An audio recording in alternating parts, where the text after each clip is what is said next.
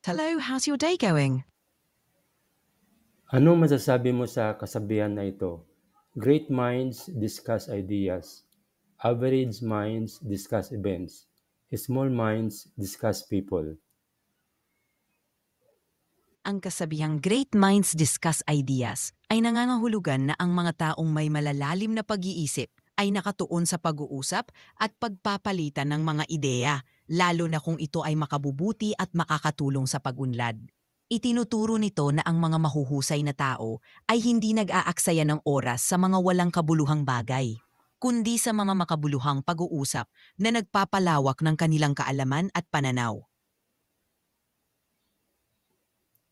Pwede mo ba kaming bigyan ng specific example na ma-apply namin sa buhay namin? Oo naman. Isipin mo na nag-aaral ka ng bagong skill o hobby, tulad ng paggawa ng mga digital artworks. Sa halip na mag-focus sa mga simpleng bagay, mas maganda kung magpapalitan kayo ng mga ideya sa mga kaibigan o mga taong may parehong interes. Halimbawa, magkaroon kayo ng discussion group kung saan pwede kayong mag-share ng techniques, feedback at mga insights. Sa ganitong paraan, hindi lang kayo natututo ng mga bagong bagay, kundi nagkakaroon din kayo ng inspirasyon at mas malalim na pag-unawa sa inyong mga ginagawa. Ano naman yung sinasabi na small minds discuss people?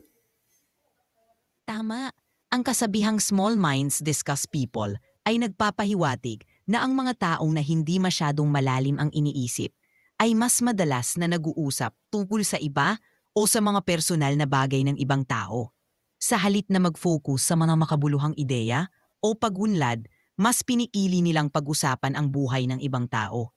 Ang mensahe nito ay hikayatin tayo na mag-focus sa mga mas malalim at makabuluhang pag-uusap kaysa sa mga trivial na bagay.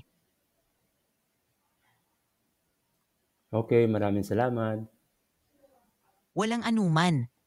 Kung may iba ka pang tanong o kailangan, huwag kang mag-atubiling magtanong.